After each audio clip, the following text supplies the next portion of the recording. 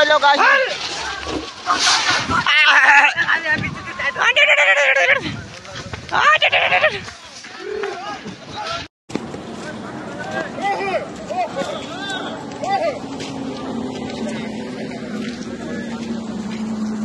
लिबैक देखबी लिबैक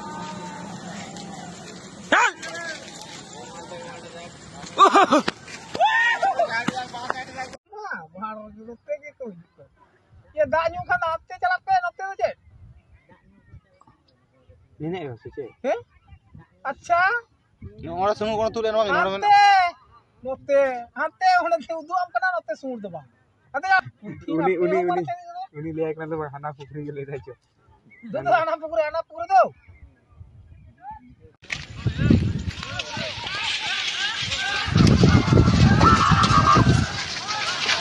hello guys आगे हाथी कत हाथी एकदम हाथी देखो कत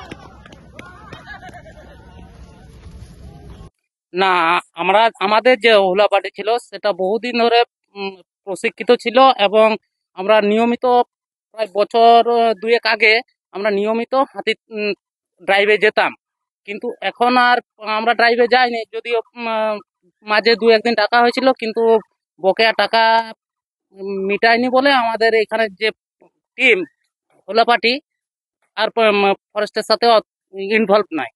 মনে হয় না প্রশিক্ষিত বলে, কারণ হুলাপাটিরা কখনোই হাতির শরীরে বা কোনো অঙ্গের যে কোনো জায়গাতে মশাল দিয়ে বিদ্ধ করে না।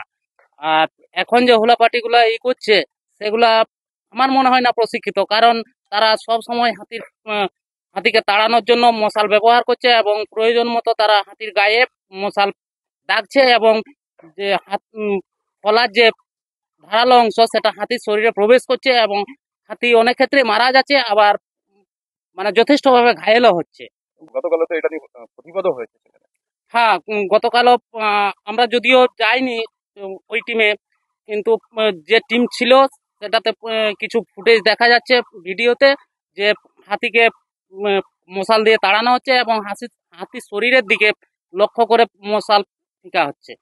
এটা মশালটা লোহার যে রড হয় সেই রডের এতে থাকে, রডের উঁচালো অংশটা সামনের দিকে থাকে এবং সেটাতে কিছু বস্তা চটের বস্তা বাঁধা থাকে এবং কিছু ওয়েটও থাকে। অনেক ক্ষেত্রে সেটার ভিতরে কিছু ওয়েট দেওয়া থাকে যাতে মশালটা ওয়েট হয় এবং হাতির শরীরে যাতে লাগতে পারে সেভাবেও করা যায়। দেখুন, এখানে দুটো বিষয় রয়েছে। হাতি ৮০-র দশক থেকে এই অঞ্চলে আসছে এবং স্বাভাবিকভাবে যখন ৮০-র দশক থেকে আসছে তখন এই অঞ্চলের মানুষই কিভাবে হাতিকে নিজেদের থেকে নিরাপদ স্থানে রাখা যায় তারা নিজেরাই তৈরি করেছিল। এর জন্য কোনো ইনস্টিটিউট নেই। কিন্তু যে মানুষগুলো এই এলাকায় হাতিকে ঠাকুর হিসাবে পুজো করে, যখন তাদের এলাকায় যখন হাতি আসছিল তারা যেভাবে ড্রাইভ করছিল, আর একটা অন্য কোথাও অন্য টিমকে এনে হাতি ড্রাইভ করা, দুটো ডিফারেন্ট হবে।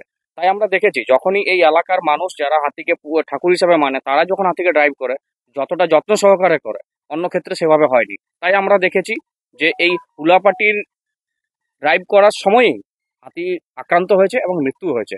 এবং গতকালকের যে ঘটনাকে আপনারা কেন্দ্র করে যেটা বলছেন যে পুনরায় আবার মশাল তাদের দিকে ছুড়ে দেওয়া হয়েছে যাতে হাতি আক্রান্ত হয়।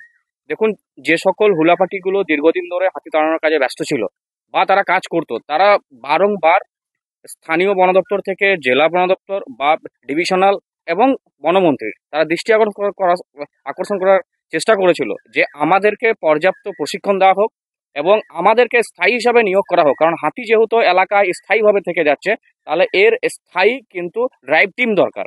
কিন্তু আমার মনে হয় না যে বন দপ্তর সঠিকভাবে সেই কাজটি করেছে। যদি সঠিকভাবে সেই কাজটি করতো তাহলে যারা 80-র দশক থেকে যে মানুষগুলো হাতি তাড়ানোর কাজে ব্যস্ত ছিলেন তারা কিন্তু একটা প্রশিক্ষিত কিন্তু হাতি তাড়ানোর কিন্তু টিম তৈরি করে দিত, এবং যারা এই এলাকার মানুষ যারা হাতিকে ভালোবাসে, শ্রদ্ধাও করে, পুজোও করে, এবং তারা চায় যেহেতু হাতি আসছে হাতিকে আমরা আবার তাদের গতিপথে ফিরিয়ে দিব।